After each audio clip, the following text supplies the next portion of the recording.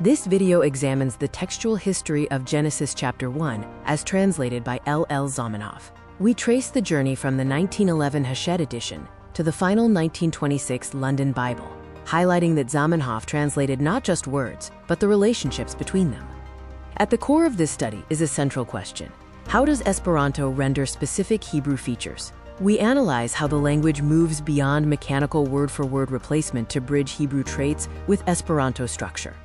We distinguish between two distinct paths: the translation process, examining how Hebrew features become Esperanto, and the transmission process, tracing how that text evolved from 1911 to the 1926 edition.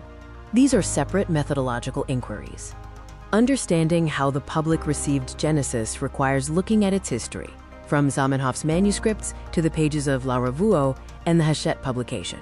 This is an editorial and public history, not a textological genealogy. Between 1911 and 1926, the text underwent significant stages.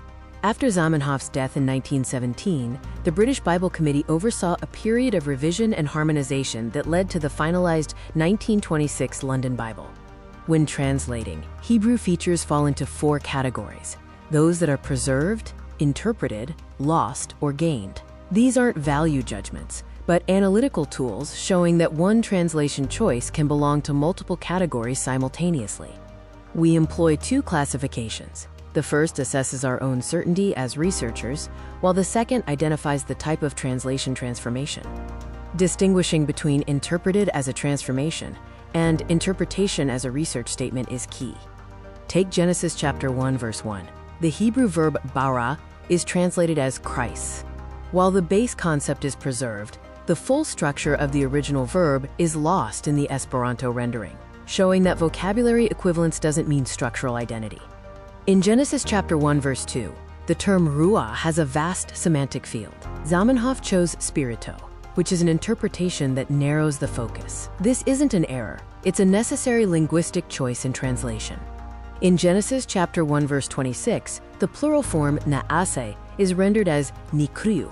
Here, the plurality is preserved. Yet while the grammar is retained, the deeper identity of the we remains a separate hermeneutical question.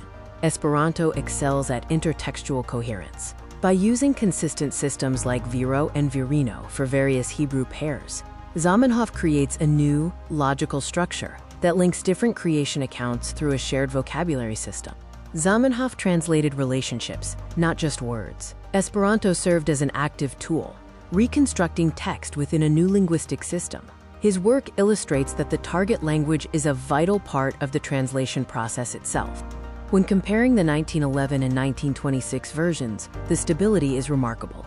Out of 31 verses, 29 remained unchanged, with only 2 lexical differences. This confirms a high level of consistency in the London Bible edition.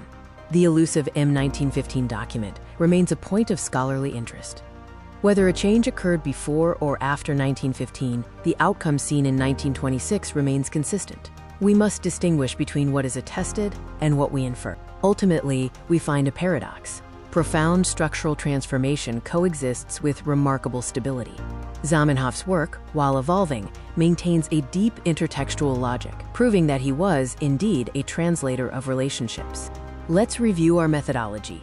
By using the BHS as our base text and comparing it against Zamenhof's 1911 and the 1926 versions, we can track translation patterns systematically. This allows us to observe exactly how Hebrew structures are reassembled in Esperanto. Our bibliography is structured into 4 parts: the Hebrew source, the Esperanto witnesses, the history of transmission, and secondary academic literature. Each component plays a specific role in reconstructing the translation and editorial path of Genesis chapter 1. This analysis is part of a larger multilingual series spanning 15 different language versions. Despite the diversity in language, the foundational method, source materials, and core analytical structures remain consistent across every presentation. If you wish to explore the full academic arguments, you can access the complete study via the provided link or by scanning the QR code on screen. There, you'll find an in-depth exploration of the textological and translational data. We hope this overview of Zamenhof's work on Genesis chapter 1 has been insightful. Our study remains ongoing as we continue to investigate the nuances of these historical texts. Thank you for your interest and your attention.